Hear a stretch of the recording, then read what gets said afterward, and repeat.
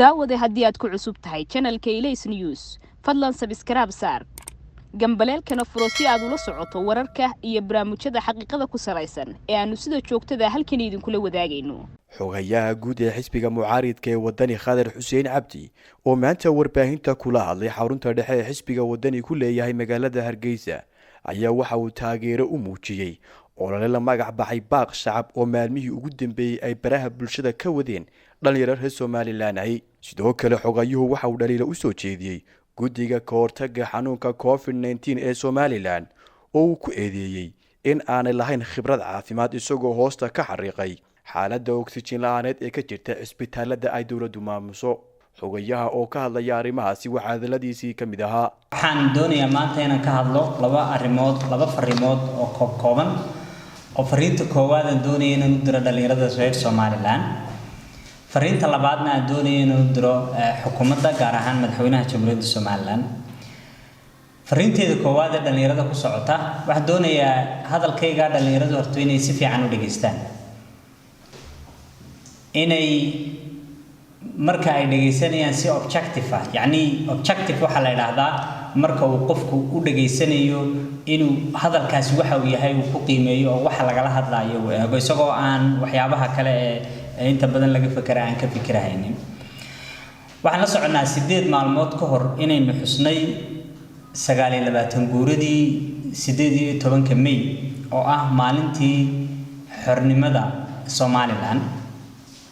asalanba marka aynu xusayno maalmaha noocaas oo kala laba ujeedada loo xusaa ujeedada koowaad waxa weeyaan farxad iyo xasuus guushii la gaadhay in la dhaabadeeyo oo dadku aanay marnaba ilaabin guushaasi iyo wixii loo soo maray iyo sida ay ku timi arinta labaadna waxa weeyaan had iyo jeer loo xusaa halkii lagu socday iyo ujeedadii la lahaa iyo wixii maalintan loo asteeyay ma la gaadhay oo ma la helay oo ma lagu guuleystay inta badan inagu waxaynu xoog saarnaa hore ee farxadda oo marka aynu baqa iyo dabaaldega saxna ah run ahaantii in la dabaaldego oo la farxo oo ummaddu guul ay wada gaadho ay wada leedahay oo dabaaldasho sidoo kale waxa iyaduna muhiim ah labaad oo ah in xoog la saaro oo la eego halkaynu soconaa halkaynu ka nimi maxay noo qabsoomay maxay naga qaldamay maxay nooga qaldamay waxay naga qaldamay sidee baynu saxan karnaa aynu saxi karnaa baryahan baraha bulshada dood baa ka socotay ay dhalinyarada reer Soomaaliland si fiican ay uga qayb qaateen doodaasi laba dhinac baa la iska taagay dhinac waxa uu inta badan doonayay inuu dadka dib ugu celiyo oo aynu xasuusano 19 iyo halkii aynu ka nimi dabeetana aan barbar dhigno maanta iyo halka aynu taaganahay su'aasha muhiimka ah ee isweydiinta leh waxa weeye halkee baynu horta isbarbar dhiganaa marka inagu aynu guusheena iyo waxaynu gaadhnay iyo waxaynu helay aynu doonayno inaynu qiimeeyno maxaynu eegnaa ma 19 iyo halkaynu ka nimi baynu eegnaa ma 80 iyo Hargeysa iyo Burco iyo magaalooyinkeenu siday ahaayeen baynu eegnaa dadana waxaynu barbar dhignaa maanta halka aynu joogno waxa laga yaabaa qof kasta oo aan xataa de markaa soo gaadhin inuu taariikh ahaan ku hayo oo og yahay xalay wadada October baan soo maray huqdi iyo maxaan ku dhahdaa wadadaasi godadkii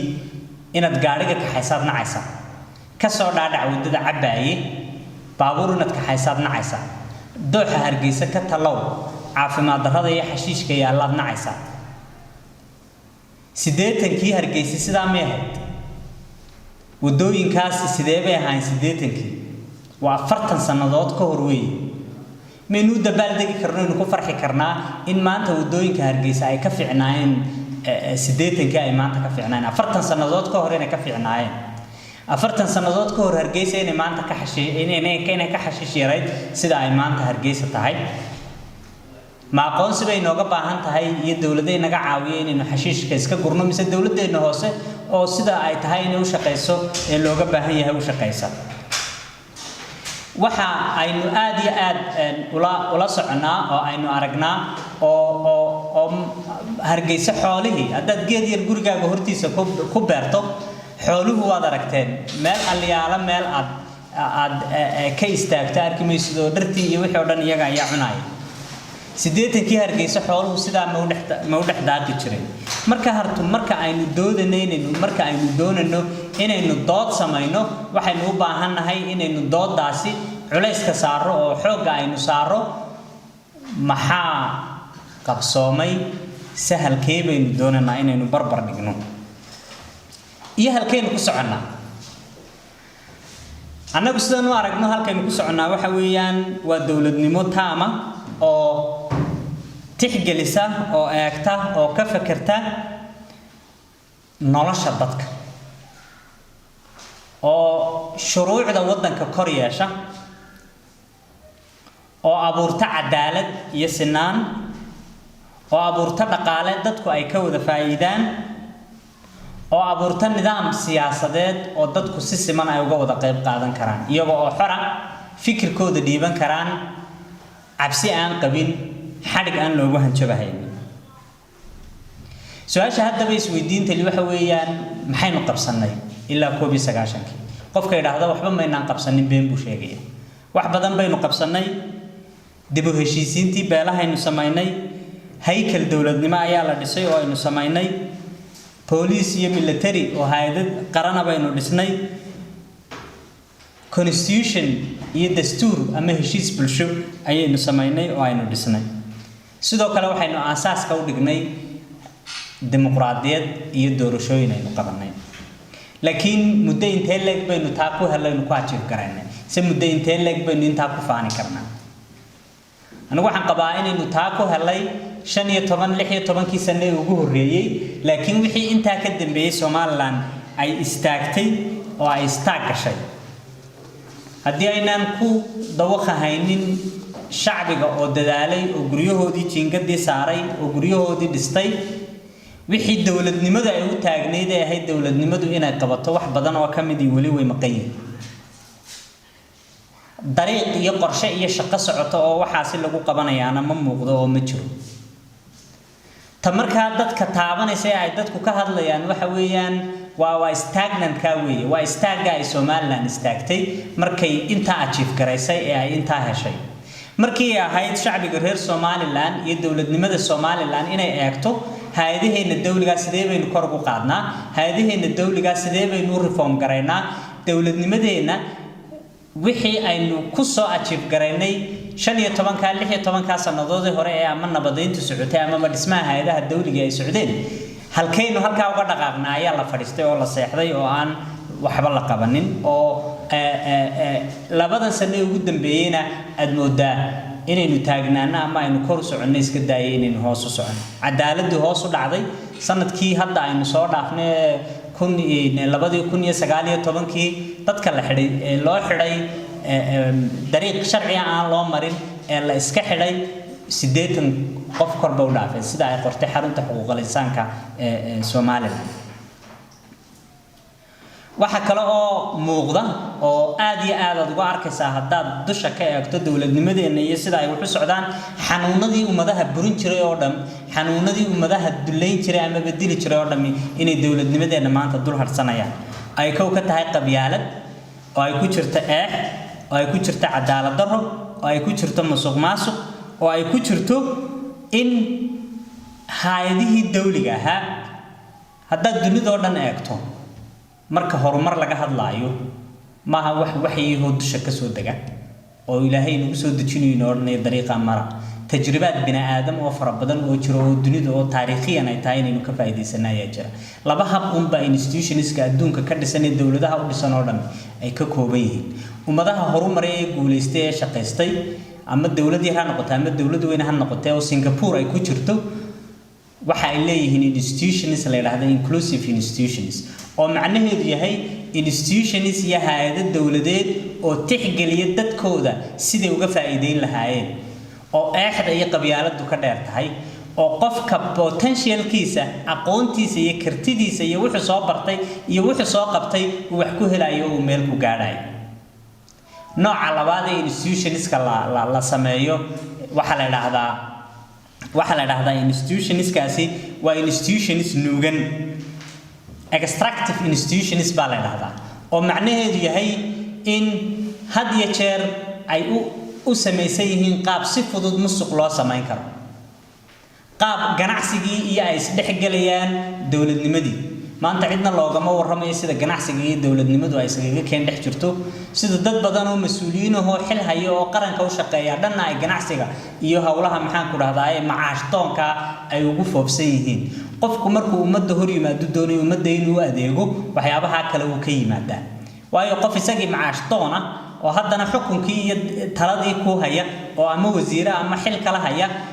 de qofkii suuqa joogay lama tartami karaayo marka institutionska noocaasina waxa la dhahdaa extractive institutions waa institutions la nuugayo oo qofkii markuu contractkii samaynayo maxaynu u arki weynay wadankeena shirkado qandaraasyo qaata oo xoogeystay oo competence inta ay leeyihiin maanta aad ku faani karto oo karto shirkadahaas marka mashruuc soo baxo dawladdu soo saarto u tartama dawlad kasta iyo mar kasto ay wax abuurmaan kun ama intaasoo boqol oo shirkadood oo yaryar baa mar la abuurma oo aanad weligood magacooda maqal oo lagu odhanayo contractkana shirkad heblaaya ku guulaysatay waa shirkad yar oo qof jeebka ku sito amaba uu shandad ku sito laakiin aan competence lahayn marka institutionska noocaas dad yar oo kooban baa ka faa'iida mujtamaca inta kale ee badanna way ku khasaartaa marka inagoo halka taagan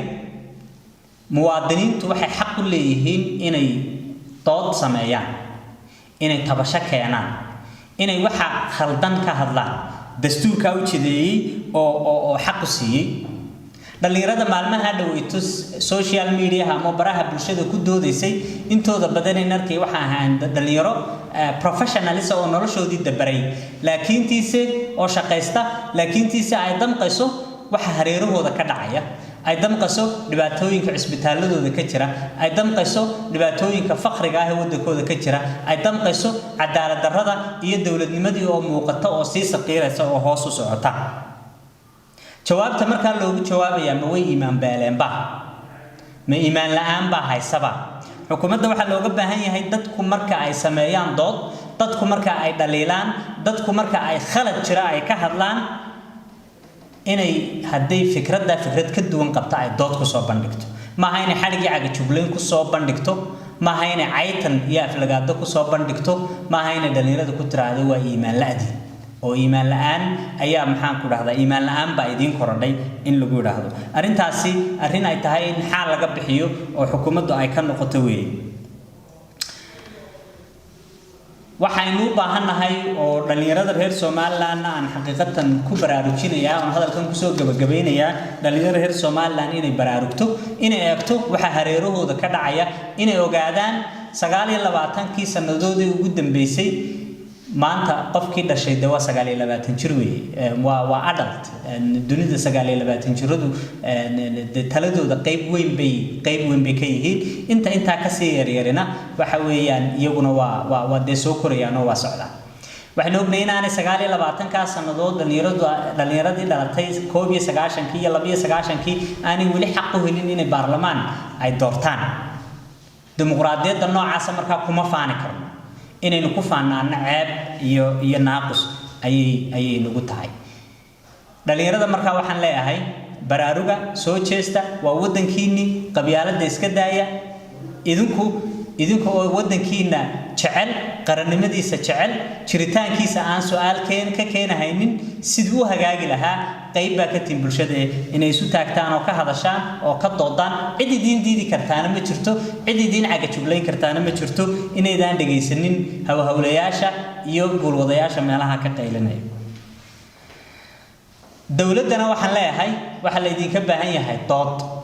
waxaanu ka hadlayno oo dad badan oo bulshadiina kamid ah ay ka hadlayaan fikrad ka duwan hadaa qabtaan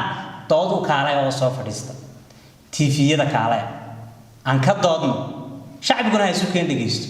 hadii aydan taa karahaynin waxa ku qurux badan marka inadun iska aamustaan ama bada xilka ka tagtaan sida dadka sharafta leh ee damiirkoodu nool yahay ay sameeyaan